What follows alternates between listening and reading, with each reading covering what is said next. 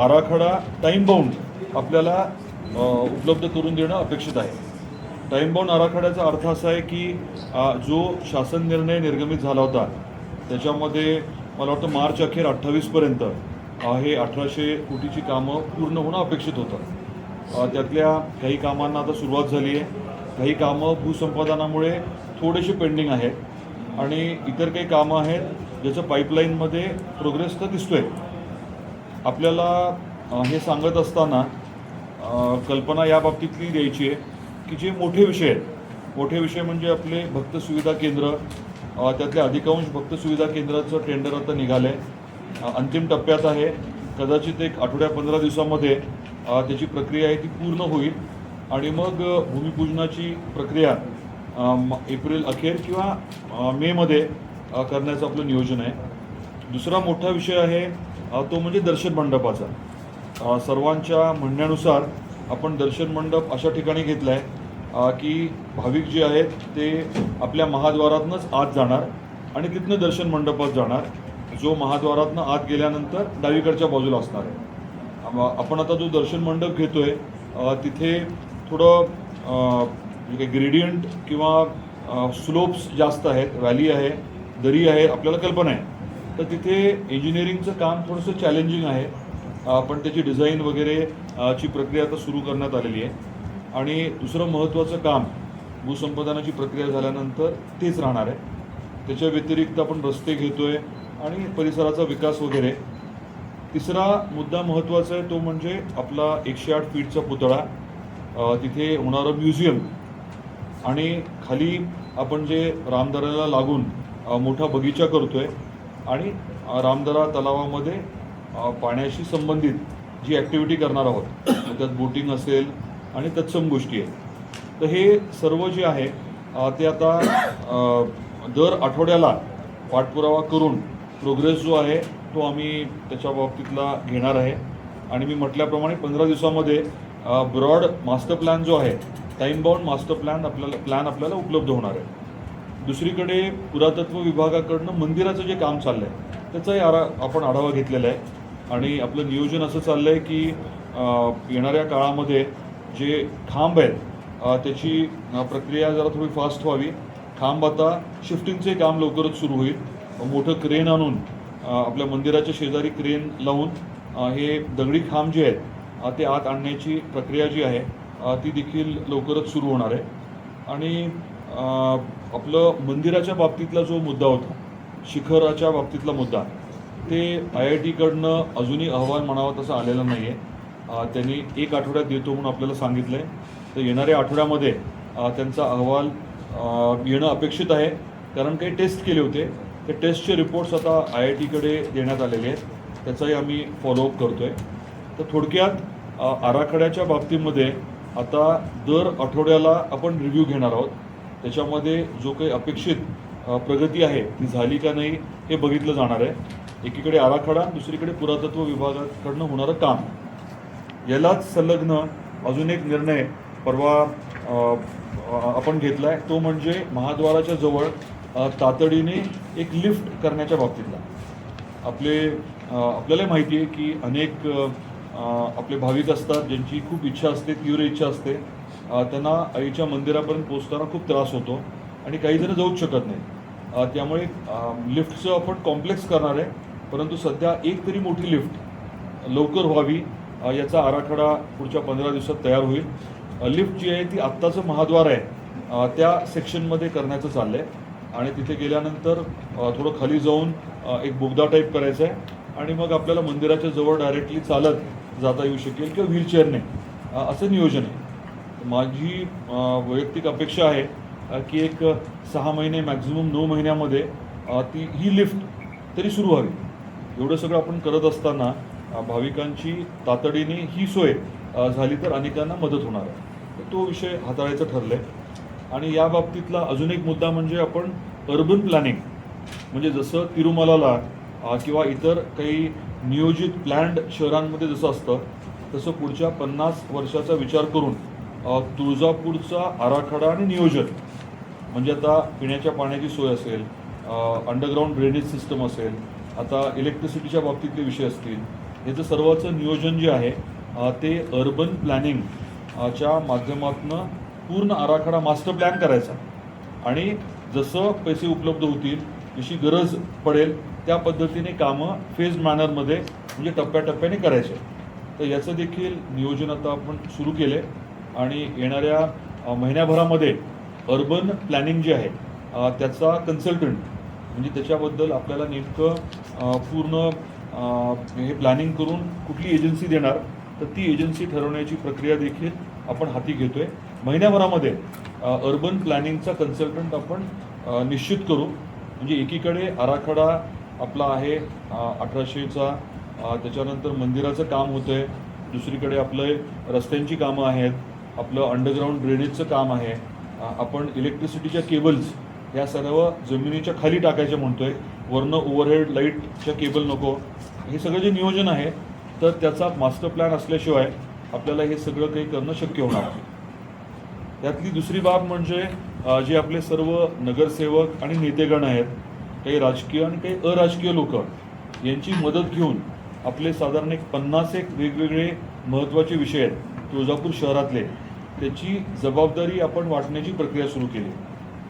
मग त्या पर्टिक्युलर विषयाच्या बाबतीत, त्या ठराविक विषयाच्या बाबतीत ती व्यक्ती मायबाप म्हणून पाठपुरावा करेल, अशी आपली जी जुनी संकल्पना होती ती आता आपण मूर्त स्वरूपात आणतोय. प्रत्यक्षात एक एक जबाबदारी जी आहे ती देण्याचं आपण ठरवलं आहे आणि ती यादी देखील एखाद्या आठवड्यामध्ये आम्ही सगळी आपल्याला जाहीर करू. म्हणजे आता तुळजापूर शहराची स्वच्छता हे मूळतः काम कोणाचं आहे? नगर परिषदेचं आहे. परंतु त्याच्याच बरोबरीने आपण एखादी व्यक्ती अशी देणार आहोत जी जनतेच्या वतीने नगर परिषदेकडनं ही प्रक्रिया जी आहे ती करून घ्यायला समन्वयाचं काम करेल. नगराध्यक्ष आणि संबंधित सभापती तर आहेतच, परंतु त्याच्या उदाहरण दिलं मी स्वच्छता, मग ते पाणी पुरवठा असू शकेल आणि त्यापेक्षा महत्त्वाचं म्हणजे विकास कामं. आता आपल्याकडे नगर परिषदेकडे भरपूर जागा उपलब्ध आहे, पंचायत समिती जिल्हा परिषदची जागा भरपूर आहे, परंतु तिथे नेमकं करायचं काय? मग PPPमध्ये काय करायचं, BOTत काय करायचं, आपली आवश्यकता काय आहे, मग कुठे पार्किंगची गरज आहे किंवा इतर काही गोष्टींची. आता नाट्यगृह आपण नेमकं करायचं कुठे? तर ह्या सर्व बाबी आम्ही ठरवलं आहे की जबाबदारी वाटून देऊन कुठल्याही एकावरती फार जास्त लोड न देता हे डिसेंट्रलायझेशन करायचं. म्हणजे जबाबदाऱ्या वाटून घेतल्या की प्रत्येकाला थोडी मोकळीकी मिळते, वेळही मिळतो त्या विषयाच्या पाठपुराव्यासाठी. तर हा मुद्दा जो आहे हा शहराशी संबंधित आहे, आपल्या मंदिराशी संबंधित आहे. या बाबतीत मी आपल्याला सांगितलं. हा पहिला विषय. याविषयी काही आपले प्रश्न असतील तर मी पहिले ते घेतो आणि नंतर ग्रामीण भागाचा एक दुसरा विषय तोही सांगतो. मंदिराला नक्की राज्य सरकारकडून खात्यावर रक्कम किती पडली? ही 300 कोटी 200 कोटी असं एक पर्टिक्युलर मंदिराला पडत नसते. नाही, हे जे विकासाचं काम चालू आहे ते विकासासाठी राज्यानं घोषणा केली, पण प्रत्यक्षात रक्कम किती आली तशी पद्धत नसते. तुम्ही थोडासा अभ्यास केला तर लक्षात येईल की शासन आता काय करतं की बिल तुम्ही रेज केल्यानंतर पैसे जे आहे ते देत असतात. पैशाची आधी पद्धत काय होती? जिल्हा परिषदेकडे 100 कोटी वर्ग केले आणि मग ते हळूहळू पैसे हे करायचे, पैसे फिक्स डिपॉझिटमध्ये ठेवायचे वेगवेगळ्या बँकांमध्ये आणि त्यांना व्याज मिळायचं. ही जुनी पद्धत होती. आत्ताच्या पद्धतीमध्ये तसं नाही आहे. आता आपण जे काही बिल रेज करतो, मला वाटतं सुरुवातीला काही ते 20-30 कोटीची प्रोव्हिजन ठेवली होती भूसंपादनासाठी आणि आपण कदाचित खडकोचं का कशाच तरी एक बिल पाठवलं होतं, 1-2 बिलं पाठवली, पण बिलं आल्यानंतर ते पेमेंटचं बघतात. त्यामुळे आपली ती अडचण नाही आहे. आपली अडचण हीच आहे की आपलं भूसंपादन म्हणावं तेवढं त्यात तेवढी अजून प्रगती झाली नाही. मे अखेरपर्यंत मात्र महसूल विभागाने आपल्याला शब्द दिला आहे की बऱ्यापैकी भूसंपादन होईल. 70% जास्त भूसंपादन जर झालं तर आपल्याला टेंडर काढायला काही अडचण येत नाही. एखाद्या जागेवरती आपल्याला बांधकाम करायचं आहे, 70% जर ॲक्विजिशन झालं तर मग आपल्याला भूसंपादन किती लोकांचं आहे? भूसंपादन मंदिराच्या जवळचं एक 100-105 लोकांचं आहे. त्यातलं 70% लोकांनी होकार दिलाय, बाकीच्यांना कन्व्हिन्स करणं चाललंय आणि रेट बऱ्यापैकी मावेजाविषयीच लोकांची मागणी आहे. मावेजा व्यवस्थित आहे बऱ्यापैकी. माझं मत आहे की त्या बारकाव्यात आत्ता नको जायचं. बरं. तुमच्याकडे एखादा प्रश्न जर आला कुणाचा तर मग समोरासमोर आपण चर्चा करू. पण आपण 2-3 पद्धतीने मदत करायची म्हणतोय. एक जे आहे ते आत्ताचा बाजार मूल्य जे आहे त्याच्या अनुषंगाने काही इक्वेशन आहे. आणि दुसरं लॉस इन इन्कम. एखाद्याचा व्यवसाय असेल आणि तो व्यवसाय बंद पडल्यामुळे पुढच्या काही वर्षामध्ये त्याचा जो तोटा होणार आहे ते सुद्धा आपण क्लब करतोय. A+B जागेच्या बदल्यात जागा देऊ शकता ते का? सुद्धा आपण करतोय. जागेच्या बदलात आपला विचार आहे की 100 गाळे तरी मंदिराच्या जवळ उपलब्ध करून द्यावे. ते उपलब्ध झाले तर बऱ्याच जणांची अडचण तिथेच क्लिअर होईल. काही लोकांचं म्हणणं असं आहे की आमच्या घरामध्ये भाविक येऊन राहतात, त्यामुळे आमचं घर आहे ते फक्त घर कन्सिडर करू नका, ते आमच्या उपजीविकेचं साधन पण आहे. व्यावसायिक म्हणून. ते आपण मान्य करतोय. विकास आराखड्याला विलंब होतोय असं वाटत नाही. मी सांगितल्याप्रमाणे आपल्याला भूसंपादनाला थोडा वेळ लागतोय, हे वास्तव आहे. परंतु आता गती आपण घेणार आहोत. दर आठवड्याला आपण त्याची प्रगती जी आहे ती असेस करणार आहोत. परवा पालकमंत्री महोदयांनी बैठक घेतली. इलेक्शनच्या गडबडीमध्ये मला तेवढं शक्य झालं नव्हतं, पण इलेक्शनच्या नंतर दर आठवड्याला मी पण आढावा घेतोय. म्हणजे प्रत्येक गोष्टीचा आता फॉलोअप खूप स्ट्रॉंगली चाललाय. आपण म्हणलात की जसा निधी मिळेल त्याप्रमाणे आपलं काम चालू आहे. नाही तसं नाही म्हटलो. हा बोललाच आहे तुम्ही, बघा ना माझ्याकडे रेकॉर्ड नाही, दाखवा ना मला. आहे. मी दाखवतो ना. तुम्ही काय म्हणलात जसा निधी मिळेल तशा प्रकारे काम चालू आहे. सर, ऐका ना. एक मिनिट मी जे बोललो ना मला जरा हा, दाखवा. दाखवतो सर, दाखवतो. दाखवा मग आणि सर, प्रश्न दाखवतो, विचारा. एकच मिनिट. आणि सर सगळ्यात महत्वाचा मुद्दा जो आपल्या तुळजापुराचा विकास आराखडा चालू आहे सर, आज कमीत कमी मला वाटतं 15 वर्षापासून चालू आहे. असा विलंब का होतोय? कारण जर काही ठिकाणी तुम्ही 70 ते 75% आता सध्या भूसंपादन झालेले म्हणतात, तर 25% राहिले. मग त्यांच्या मनमानीप्रमाणे त्यांची समजा जी रक्कम आहे, समजा त्यांचं जे व्हॅल्युएशन आहे त्यांचे जे जागेचं बिगेचं आहे, मग ते व्हॅल्युएशन नुसार जर त्यांचा हा 25%चा जर पिढा जे हे आहे रुकलेल्या गोष्टी आहेत ना, ह्या जर तुम्ही लवकरात लवकर जर दिल्या तर मला वाटतं लवकरात लवकर विकास निधी त्यांना जे तुम्ही आणलेला आहे तो त्यांना भेटेल आणि काम लवकर सुरुवात होईल. नाही, आपण जे बोलला ना, मी मगाशी सांगताना काय सांगितलं की महसूल यंत्रणेने मला सांगितलंय की आता एक 70% लोकांनी अग्री केलंय. मे अखेरपर्यंत त्यांची प्रक्रिया बऱ्यापैकी पूर्ण होणार आहे. त्यामुळे भूसंपादन 100% होण्याची आपल्याला वाट बघायची गरज नसते. एका लेवलला आल्यानंतर ते काम सुरू होईल. आणि आपला आराखड्याची प्रक्रिया सुरू होऊन 2 वर्ष झाले.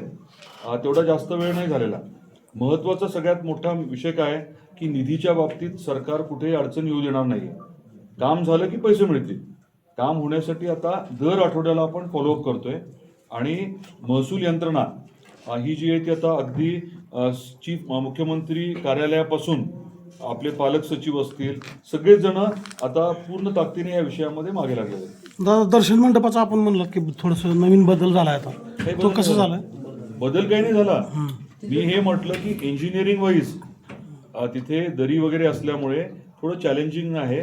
त्याचं डिझाईनचं काम चालू आहे आता. ते जे आहे ते खूप चांगल्या म्हणजे साध्या कॉन्ट्रॅक्टरला नाही करता येणार. तर विशिष्ट काम आहे, तर त्याचं आपण नियोजन आता व्यवस्थित करून घेतोय. आज जे आपण काम हाती घेतलंय त्याच्यामध्ये जवळजवळ 100 कोटीचं काम हे दगडी काम आहे. त्यामुळे ज्याला दगडी कामाचा खूप अनुभव आहे, अटच टाकली आपण की ज्याला अमुक अमुक एवढा दगडी कामाचा अनुभव आहे, अशाच व्यक्तीला ते काम देत आहे. कारण हे लुक जो आहे आपल्याला क्लॅडिंग नको आहे. काय करतात लोक, RCC करतात आणि त्याला मग छोटंसं दगडाचा तुकडा लावतात, काय म्हणतात टाईल सारखं. आपल्याला तसं नको आहे. आपल्याला प्रॉपर 6 इंच वगैरे दगड पाहिजे. आणि मंदिरामध्ये भाविक बसू शकेल असं काय आहे, व्यवस्था आहे का? भाविकांना बसण्यासाठी काय व्यवस्था आहे का म्हणजे या सगळ्या विकास आराखड्यामध्ये? नाही, दर्शन मंडप आपलं जस्ट इन तिरुपतीला आपण सगळे गेलाय. तिरुपतीला जे उपलब्ध आहे त्याच्या 2 स्टेप्स पुढे जायचा आपण प्रयत्न करतो. म्हणजे मला जास्त वेळ थांबावं लागणार नाही. दर्शनाच्या अगदी समजा 20 मिनिट आधी 25 मिनिट आधी मी माझ्या हॉलमधनं जिथे मी निवांत बसलोय तिथनं मला बाहेर काढतील, बाहेर नेतील मंदिर दर्शनासाठी, असं ते नियोजन आहे. अंतिम विकास आराखडा कधी फायनलच आहे ना. त्याचे बारकावे जे आहेत ते डिटेल्स काही उपलब्ध होत नाहीत ना, लोकांना काहीच कळणार नाही. एखादा प्रश्न तुम्ही विचारला तर मी सांगतो. आपण सुरुवातीला जे म्हटलेलं आहे साधारण त्याच लाईनवर आपण चाललोय.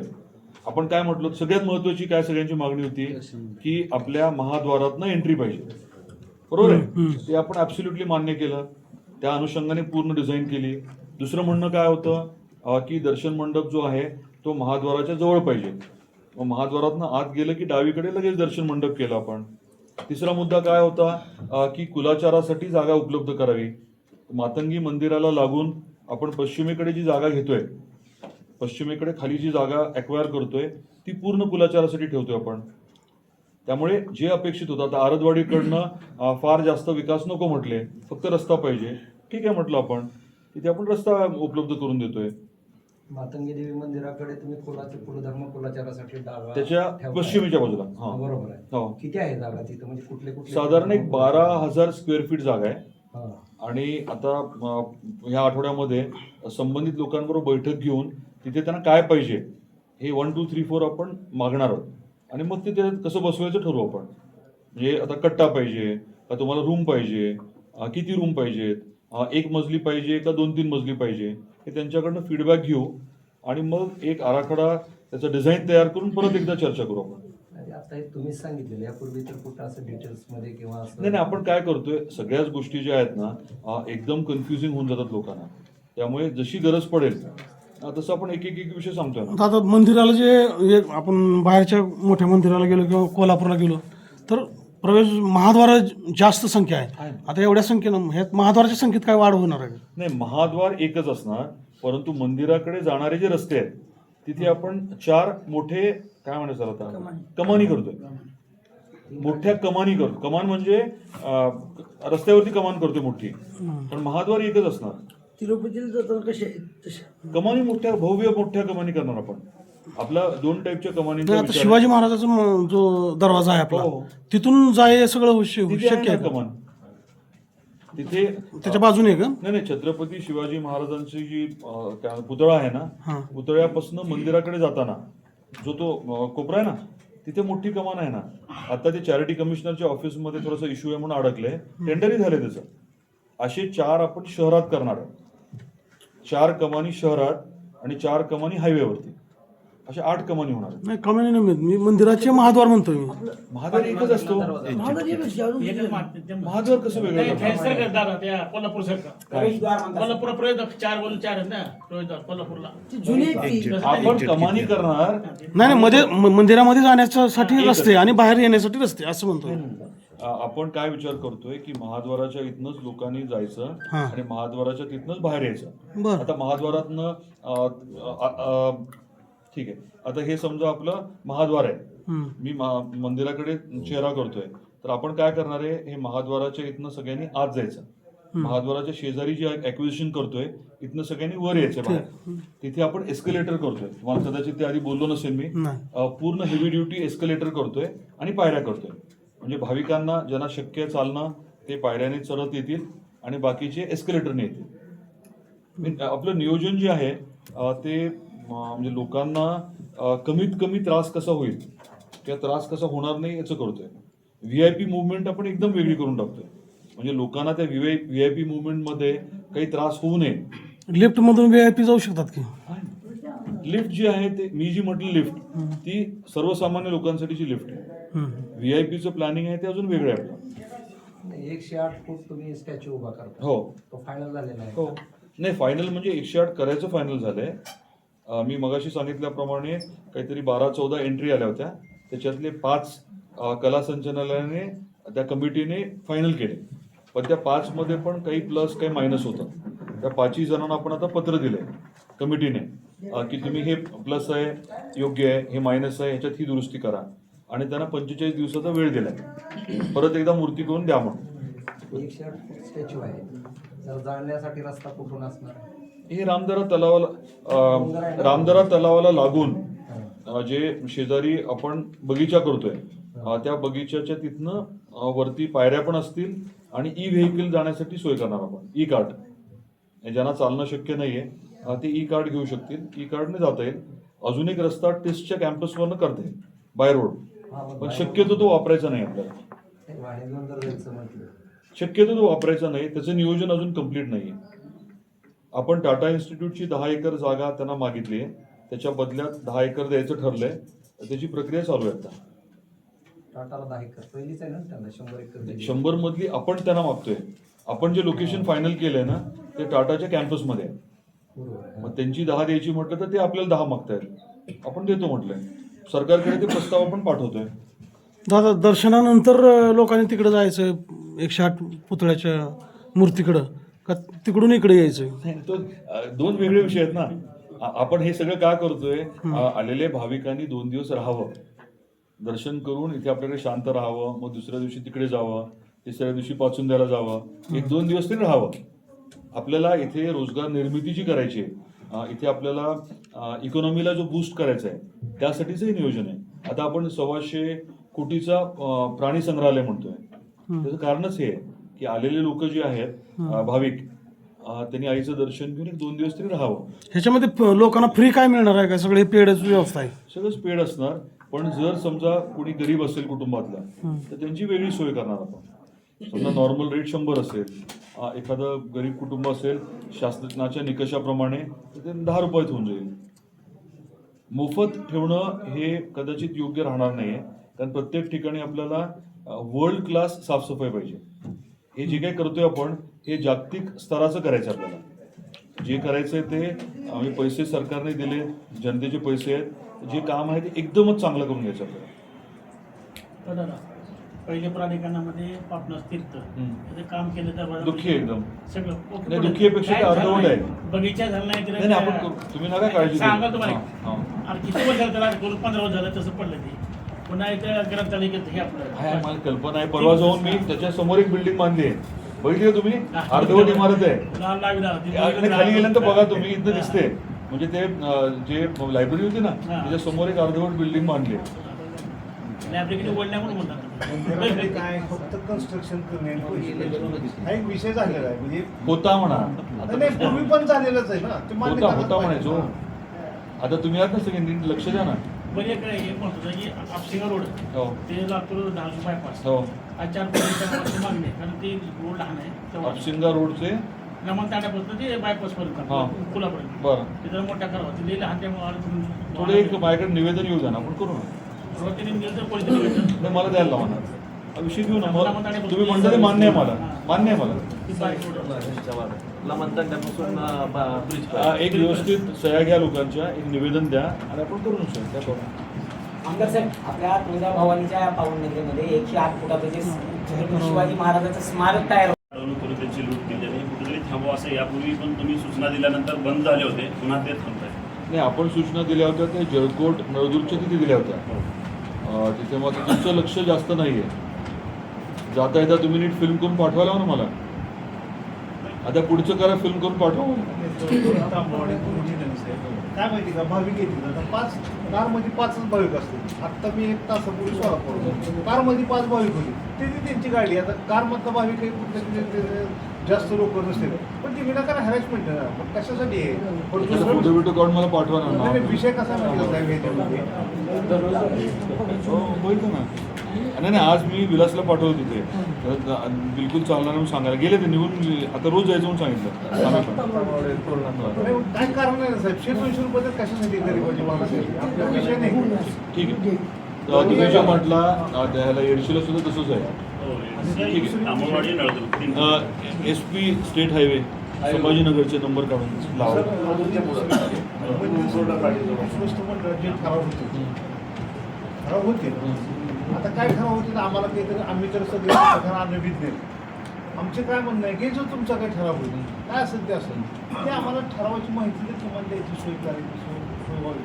कारण असं आहे मी की काय काय करतो? होतं माहिती का साहेब, की असा निर्णय झाला, असा काय आमच्या कानावर आला. आता आम्ही आमच्या अध्यक्ष साहेब आपले विश्वस्त आहेत, आम्ही त्यांना पण ह्याच्यापूर्वी थोडंसं बोललो होतो, पण ते आता कसं असतं तुमचा तांत्रिक मी काय करतो, प्रेस नोट त्यांना काढायला लावतो. बस झालं, म्हणजे जे ठराव झाले